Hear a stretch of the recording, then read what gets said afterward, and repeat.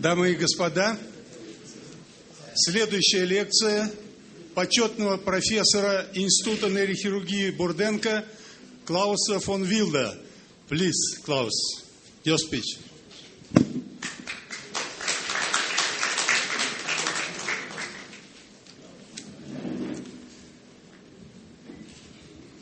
Dear Professor Konovalov, dear Professor Potapov, it's a great honor for me to be here today and to dedicate my presentation to the 30th anniversary of your neurotrauma center.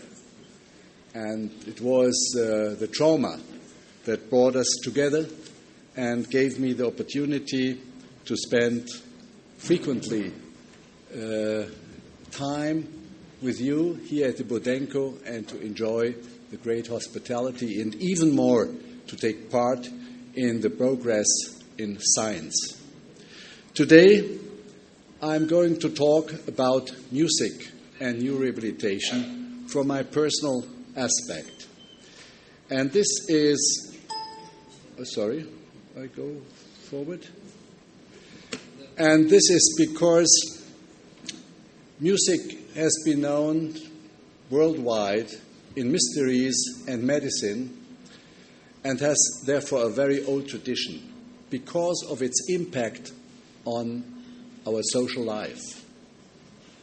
Just imaging prehistoric hunter-gatherer families in early farming communities that existed between 25,000 years and 5,000 years before present time.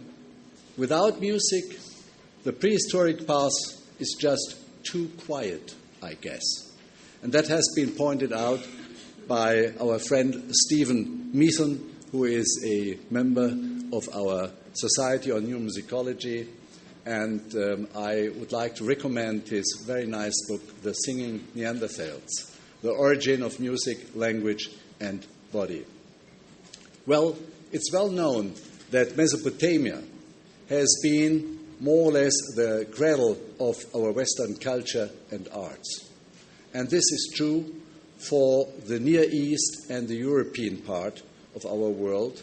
And look at the schematic human stone figure that you can find in the British Museum that I took there, and also the standard of Ur, singer and lyre players at the celebration.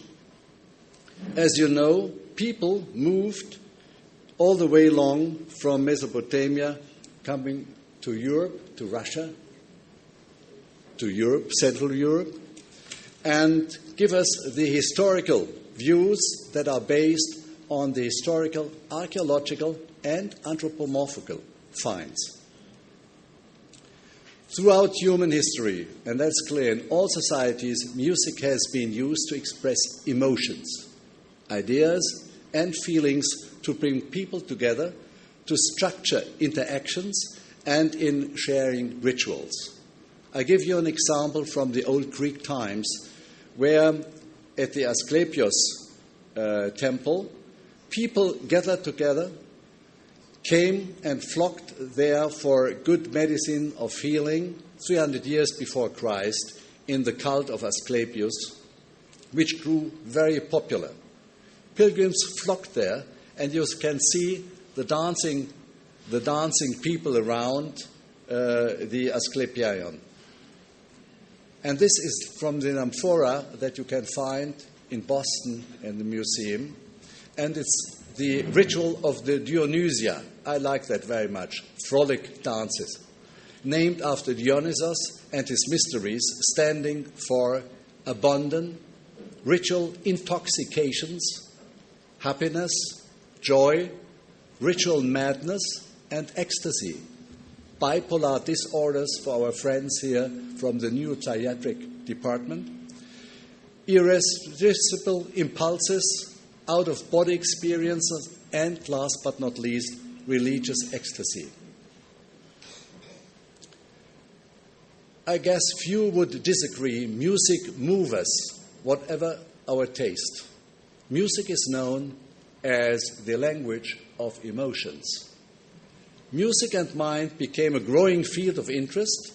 Scientific study of the relationship between music and emotions has been so far limited in clinical neuromusicology and in neurorehabilitation. Sensory biochemical stimulation of music on impaired consciousness, mood, and physical activity has been demonstrated over the last years.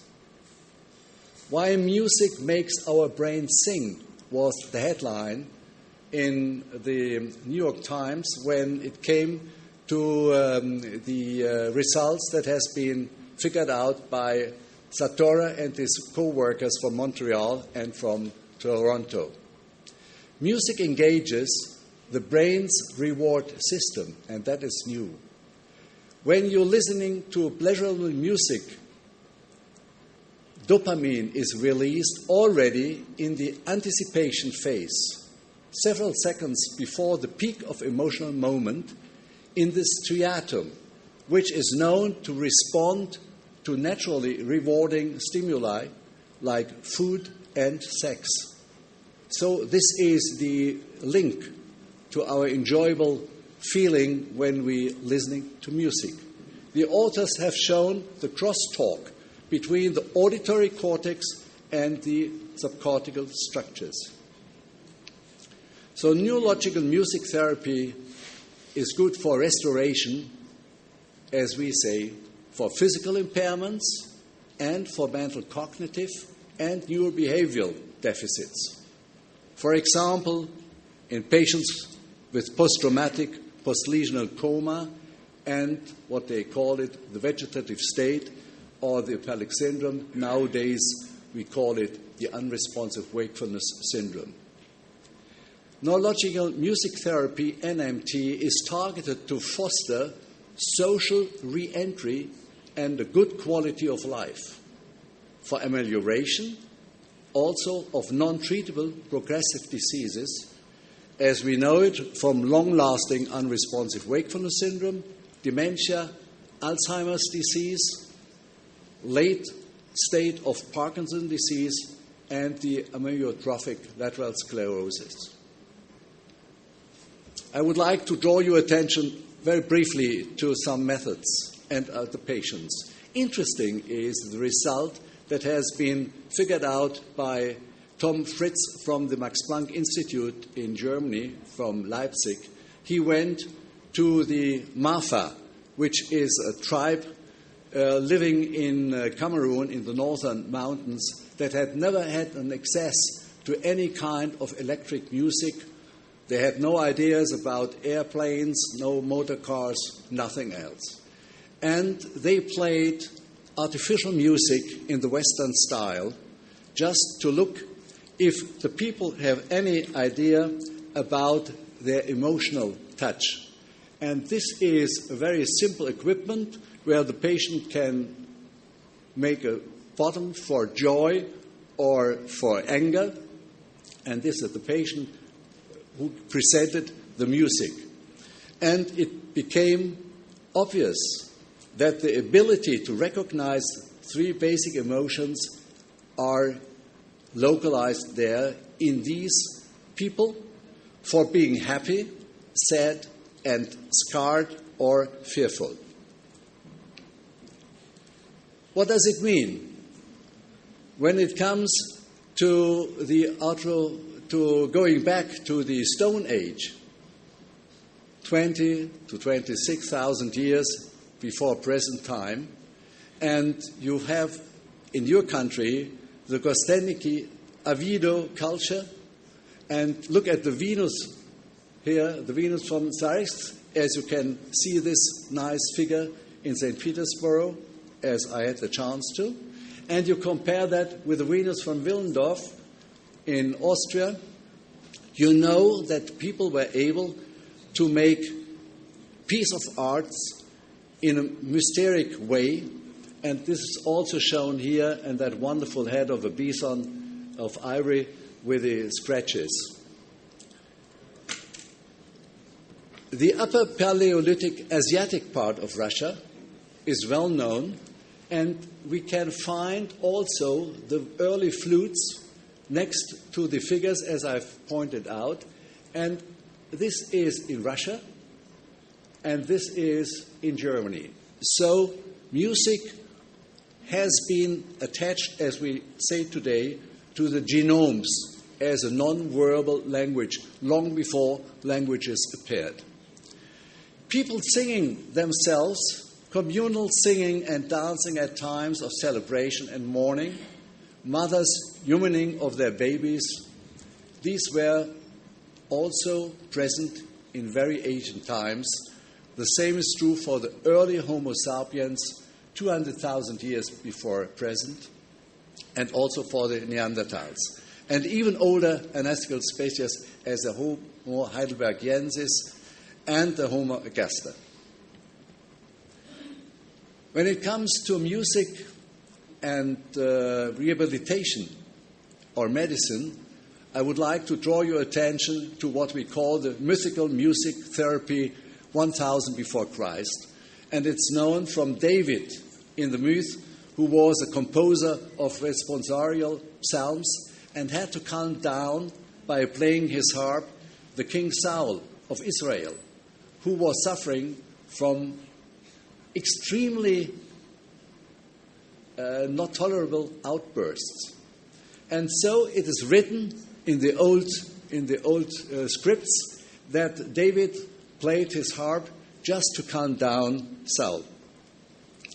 Now let's go along the way when the people emerged into Europe and they passed along the Turkey of our days, and we go to Amysia, which is a nice place in the northeast of Anatolia, the formerly capital of the kingdom of Pontus, as you might know.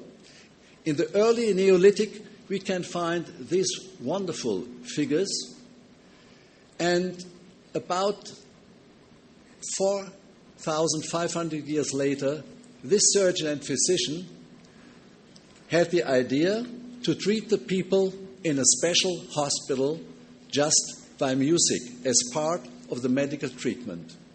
And this is what it looked like in 1,300 before present, the medical school to restore health. And they had a combo, we would say, some instruments, and you can find the very old one, the flute, and also the sitar and the drums. And this is a patient suffering from stroke. And they described special songs called magwams according to the disease. And as you see, for stroke treatment, rust magwam is recommended, and so forth. Now, I started with the early rehabilitation to introduce music already in 1966, when I started my neurosurgical training. And it took a long time before music in rehabilitation has been accepted and is paid nowadays. And you see, music therapy is as important as neuropsychology or the nurses nowadays. I show you some figures in the video about the treatment face-to-face. This is a patient who had been operated because of a middle-line huge falx meningioma and recovered slowly. And this is a patient in what we call a coma status after an infarction. So the music therapist individualized his music directly to the possibility of breathing. This is the patient suffering from aneurysm surgery or a rupture aneurysm, and post-operative he recovered to a certain extent, but as it was a frontal lesion, you can see it easily, the emotions are blocked in the beginning, but when the music came, so he reacts. Very nice. Snoozle is occupational snoozle Occupational therapy. snoozle therapy is new and stands for a combined multisensorial stimulation therapy within a special environment. Snoozle helps to arouse and to calm down agitated patients, with the patient himself positioned on a waterbed and held tight in the arms of the therapist to feel and to enjoy the physical nearness and warmth. Snoozle aims at the stimulation and treatment of perception disorders.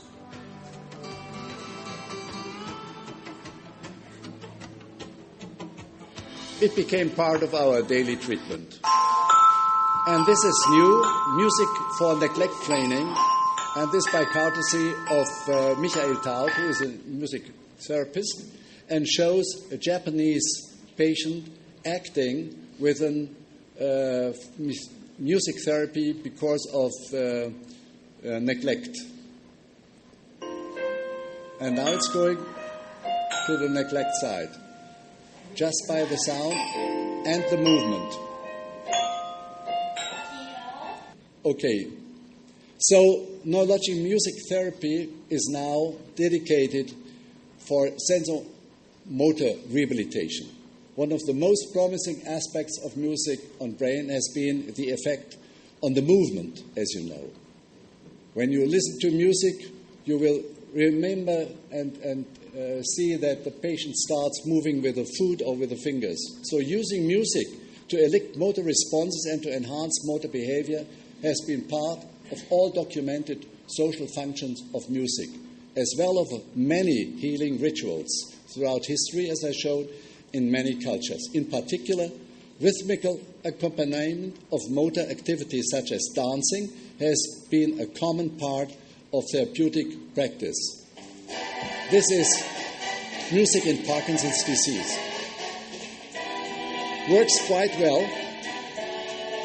You don't see that the patient has a severe movement disorder, but when the patient gets out of music with his emotions, then his movement is going to stop. You see? And now, for the next one, starts again. But not as fluidly as in the beginning. And this is what my friend in Japan is doing, the musical kinetic therapy with his saxophone.